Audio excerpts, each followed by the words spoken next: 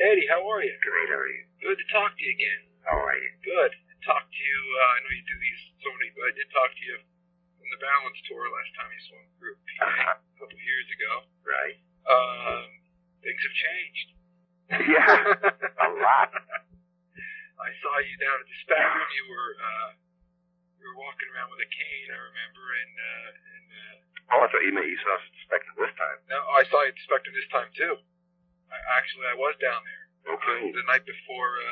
Yeah. The night before Memorial Day. Right. Yeah, because you brought your son came out for Right. a second. Yeah, it was a great show. Thank you. No Kane anymore. No Kane and no Sammy, and we got all kinds of stuff Yeah, that have happened. I still haven't had a hip replacement though.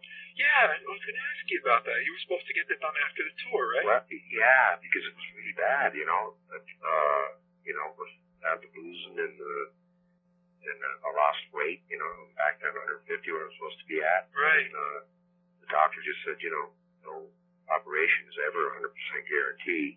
And he goes, I'm not going to replace you until you can't walk. Okay. So I started exercising, working out, and it seems to be holding up. Good. I mean, it's still dead bone, you know, and eventually I'll have to get it replaced. But I found out it's actually sitting on my ass too long. It hurts it more than jumping around. Yeah, because you had a lot of jump down there at the spectrum. Yeah. How's it feel? Is it painful? No, actually not. It's more like days off, sitting around doing nothing, you know. Good. Good for you. It's like it's stiff right now. I just had 2 days off here in Park City. Well, I don't blame you for anytime you talk about the night, put it off as long as you can. Oh, yeah. Well, I mean, the doctor, I'd rather just get it over with. He's right. going, I'm not going to operate until you can't walk. Right. For you. Well, that's good news. Yeah. At least. Let's talk a little bit about Van Halen 3, figuratively and literally. I saw the show. Gary, people asked me about it when I got back from the show. You know, so what's it like? He what? People were asking me about it when I got back from the show, and I described him as a cross between Freddie Mercury and Steven Tyler. He's just, he's really got a lot of energy. Oh, yeah. How do you feel about it? I think Van Halen 3 is the best incarnation of the band. It's like total freedom to do whatever we want. 4 guys passionate about music. It's not 3 guys arguing with one. We're all reading the same book. We're on the same page, same sentence, and we're very much, for the first time I feel in our career, a band. Now, somebody probably could have. And Gary is just, you know, I don't know. To me, he's just Gary. He doesn't remind me of anybody. No, he doesn't. He does. I was just trying to describe him, right? Performance-wise, right? You know, not so much as a singer or anything. Right. Now, the quote that you just said, though, Ed, about first time, somebody could probably point out, well, Eddie, you probably said that in '86 when you brought Sammy in. Well, in the beginning with Sam, it was a band. Sure. Then he started changing, you know. Right. Just like with Ross, you know. Right. It's like, I don't know. The Sammy stuff was it the film, the soundtrack that you guys had? It just slowly started deteriorating around the from off our knowledge record. He didn't want to tour, you know, and I guess the nail in the coffin, so to speak, was the Twister project. Right. Yeah. We were asked to do some stuff for it, and he just wouldn't show up to do anything. And he was told not to write about tornadoes, and he ends up writing about tornadoes. So I came up with Human's Being. Right. And he just didn't want to work. Did it surprise you then that he came out with a record and was on the tour? It was on the road last. He played here last time. He played in Wilkes-Barre last time. And then he even goes to New Zealand and Australia and follows us around. Right. I think it's hilarious. I don't get it. You know, but he wasn't fired. He was just told, hey, you got to be a team player, otherwise it ain't going to work. Right. And he opted to go solo. Interesting. He was given the option, so to speak. You know, it wasn't like, hey, you're fired. It was just, hey, Sam, come on. Get on the same page with us, or, it work. And he said, frustrated, I want to go solo again. Okay, well, that means he quit to me. The greatest hits package. That actually set him over the edge, too. Really? Well, he didn't want to be compared to Ross. He wanted nothing to do. He's going, what the hell do we want to put out a best of for? I'm going, because there are fans out there that think Balance is their first fucking record. Right. Right. If, 12, 14-year-old fans who don't know the history of the band. Right. And so we actually did it for the fans, as opposed to the way he says for the money. And whereas he himself has 2 greatest hits out already. Yeah. But a band who's been around longer than him, you know what I mean? Right. He didn't want anything to do with it. The 2 songs that were on there that you did with Dave, Wise Magic and Can't Get This Much More. They're great songs. I think people, I dug them, and when I watched you on, you tell me if I'm wrong, when I thought, okay, Dave's back. Well, he was never back. It was just for those 2 songs. He was very, very clear about it in the press. Right. It was him and MTV that took the ball and ran with it. I thought that when I saw you on the MTV Video Music Awards that year in September of '96, I knew right then it wasn't going to work out. Well, it was never intended to work out. That's interesting. I think there was never a chance in heaven or hell that he was back in the band. If you read our press release, it says we're currently in the studio doing a song or 2 for the best of and looking for a permanent replacement. I remember that. That's all we ever said. And of course, he had high hopes, Right. And MTV put on that "Welcome Back Carter" theme. Welcome back to what? Right. Remember that? I remember it. Yeah. I remember it's that. like, what are we, watching this shit? I'm going, what the fuck is everybody doing? Right. We made it very clear. Hey, just do 2 songs and we're looking for a singer. So you get through all that stuff and you select Gary Cherone. Was there others that were up for the gig? We buzzed around with one other guy, an unknown guy, but it was just, we could have made it work, but the chemistry wasn't there. With Gary, it's like, man, the minute he showed up, he was like a long lost brother. And he's just down to earth, normal guy, no ego, no BS, and I mean, when he showed up, we blazed through 4 Hagar era tunes, 4 Roth era tunes, took a little break, and 45 minutes later, Rowdy was written the first day. Wow. If that ain't chemistry, I don't know what the hell is. You said, I read somewhere where you said that the Van Halen 3 is the record you always wanted to make. Well, How so? To me, rock and roll has always been about taking chances and having the freedom to do what you want and not to play it safe and to be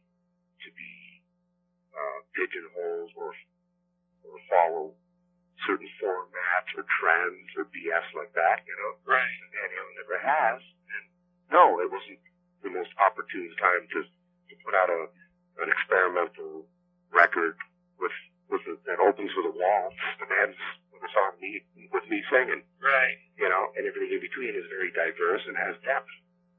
It's a very, very, to me, Van Halen was like a big oak tree, with the seed got planted back in '74. It sort of sprouted in '78 with the first record. Well, here we are 20 years later, and, the tree's still branching out and growing. And I think once you stop branching out, the tree dies. And how many bands are around now where you get one hit and they're gone? I know. It's the norm more than the... And, no, it wasn't the most opportune time with a brand new singer to do this, but hey, it's rock and roll, that's what we've always done. Rock and roll to me is to do whatever the hell you want to do. And not there are no rules. And it seems like everybody else plays it safe and plays the hit game, Is that something that you, like, commercial success, the new record? It's really irrelevant to me. Yeah. I mean, that's, if anybody knew what a hit was, there wouldn't be one-hit wonders. Everything would be a hit. Right. And nobody knows. So all you can do is follow your heart and make music that you love. When you go in to make a record, to follow up this record with Gary, do you will take in that same approach? We always have. Sure. You know, and that it's like, well, you know, that's a lot of, again, why certain people quit. You know, both of them.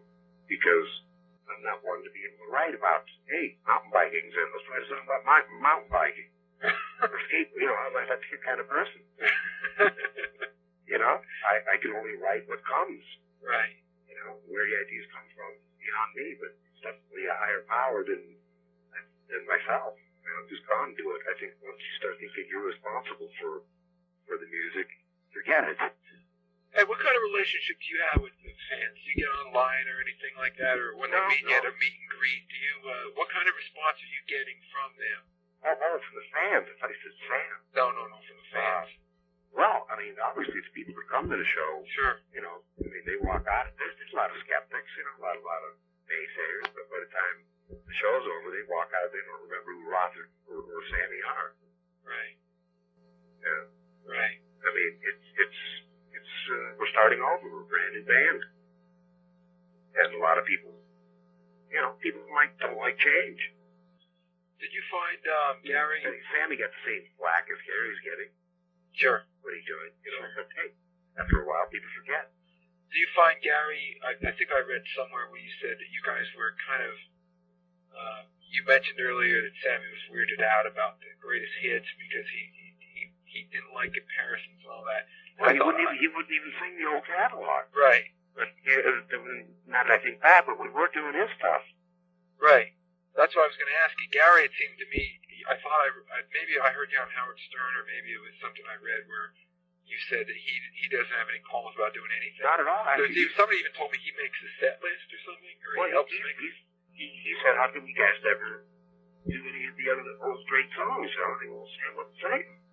You know? Mm-hmm. And when you're a band, you know, you're not going to twist somebody's arm. Right. So we just kind of lived with it, even though, you know, you can't just deny 20 years of history. Right. And so we just gave Gary free rein to pick whatever old tunes he wanted to do. And we do a lot of them. Yeah. Down the spectrum, he did Mean Street, Unchained. Yeah, and I had to go back and learn on the one. And I'm the one. I had to go back and learn that sucker. I haven't played in 20 years. Right. How's it feel for you and Michael and your brother to be playing those songs? It's great. Besides the fact that they hold up the songs, it's exciting to play it again. Yeah. I mean, I remember when you kicked into the opening riffs of Mean Street down there. It's just a little adrenaline kick. You know? Yeah. What about guitar playing? You know, a lot of people that read interviews with you, they want you to talk about that too. Anything different? Anything you've learned or adapted or picked up since the last record that you? Well, I always do all kinds of silly stuff. You know, Anybody you're listening to now? I think yourself? No, anything. It's an open-ended question. I really have never listened to anybody except Clapton. Okay. I did a Holdsworth a little bit years ago. I don't know. It seems like there's not enough time in a day. Right. Like everywhere I go, sit in the bathroom and I got a little portable studio. Well, it's actually not a portable studio. It's got some speakers and some shit. I write a song just about every day. Okay. Yeah. What about playing-wise? Is there anything that you feel you're doing differently that you were doing a couple of years ago? Well, I did stuff on this last record that I've never done before. It's like how? Some strange tunings, all kinds of layering, and you know, last thing I put on the record was for Ballad of the Born. This one needs an intro, so I just plug in an electric sitar and did a quick intro. Right. You know, it sounds pretty twisted. Last question for you, Ed, is about the show. You come in here, you played here in '95. This is, I don't know if you remember, it's Montage Mountain. It's a nice amphitheater on the bottom of a mountain. There's actually some ski lifts going on inside. Yeah. It was a killer show. People cite that you're coming back with the new guys and the record. I saw it, and I'll describe it a little bit as I write the article as to what it's all about. It's a mix of everything, right? Yeah, You're touching, you know, a little bit of the new, and you know, 3 respecting the history of the band, and we're moving forward too. Right. And this is only the first record with Gary. This is only the beginning. Where do you see Van Halen, in the road, down the road? I mean, last time I interviewed you, you said that you planned on being a musician until you died. Well, I don't plan on being one. That's all I am. Right. I mean, that's all I know how to do is make music. And musicians make music till the day they drop. Rock stars come and go. It all depends on what you get into this business for, so to speak. I just fell into it because that's all I knew how to do was make music. A lot of people want to be rock stars. Well, what the hell is that? Right. People look at me like a rock star. Well, I'm a little different from them. I just have to make music. Yeah, I make good music. A lot of people really love it. Yeah, that's the payoff, and I think that's the whole reason for it. Yeah. You touch some lives with it. You have. Yeah, you touch my. This will be my 6th time when you come up here. I'll be seeing you. I've seen you. I've seen all 3. Yeah, I've seen you, Dave. If you really think about it, when all is said and done, the only thing that's left is that music. Yeah. Yeah, when we're all dead and gone, what's left? The CDs, the records, it's left the music, And it doesn't matter who sings them, it's the songs that hold up. Eddie, I appreciate your time today. We're going to run this a couple days before the show. I will probably come back again like I usually do when you're playing and hand you a copy of it. Great. I really appreciate it. I just wanted to throw in also that sure. I think the biggest difference between Sammy and the other guy, Gary, right, is that his lyrics actually inspired half the songs. And never in my life has that happened. Oh yeah, that's what I wanted to talk to you about. Yeah. I mean, you've always written the music and given them over to Dave and Sam, and they've written around them, right? Well, it wasn't quite like that. It was like I'd write the music, and we'd all get together and squeeze a melody out of it, and sure. Some lyrics to it. Right. It wasn't like I'd hand it over to him. Sure. But this is completely different. He hands me lyrics, and it's kind of like Bernie Taupin and Elton John. I'd write the music and the melody and everything, and sometimes even sing it, and he would re-sing it. Interesting. Yeah, and it works both ways now, because I write music, and we get together and punch with it, and he hands me lyrics, and I write complete songs, Right. Which has just never happened before. Right. You think that this will be the final lineup of Van Halen? I mean, come on, Gary lives with us. Yeah. He's just a sweetheart. He's just a normal guy with a passion for music, just like me. Good for you. I'm happy for you. Yeah, I'm, a lot of people ask me, are you disappointed with the record sales? And I go, no, not at all. I'm happier than I've ever been in my life. Right.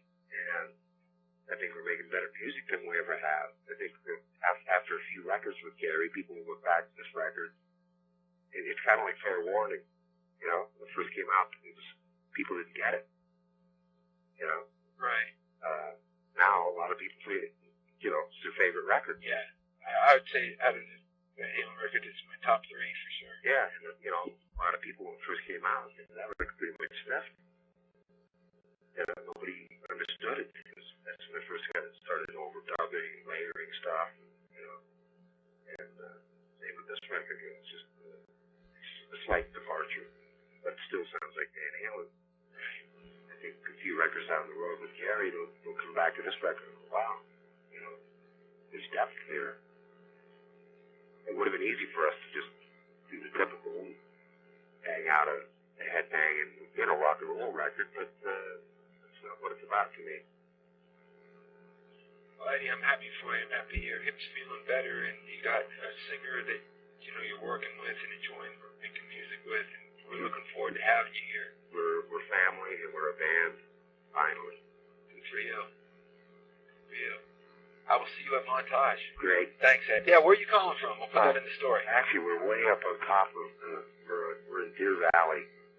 Colorado? Yeah, Park City, Utah. Oh, okay. All right. We're way at the top. All right. I'll put that in there. And you've been on the road with the new band since this tour, October 3rd. We started in New Zealand. October? Yeah. October, God damn, what am I saying? April 3rd. April. Okay. All right, man. We'll put that in there that you've been out for a couple. When I'm talking about how happy you are about everything. Yeah, we've been out since about 4 Cool. We did New Zealand, Australia, a few gigs in the States, and then went to Europe. And started into my first in the States. Now, was the show in Philly when your son came out and sat with you for a minute there when you were playing, was he there because it was your last night, or is he going around with you? He's here now. Is he? Yeah, he comes out when he can. That's cool, because somebody, I think it was my girlfriend, whoever was with me, said maybe he's in town with him because he's going away tonight, because I think you said on stage that it was your last. Yeah, that was the last night. show for Europe. Yeah. Right, and I said, yeah, maybe so, or maybe he just does go. No, but like in New Zealand, he was out for 3 weeks with us. Oh, that's great. Yeah. That's great. Yeah. School didn't dig it, but wasn't like I was taking him away from his thesis, you know? Yeah, right. His first grade shit.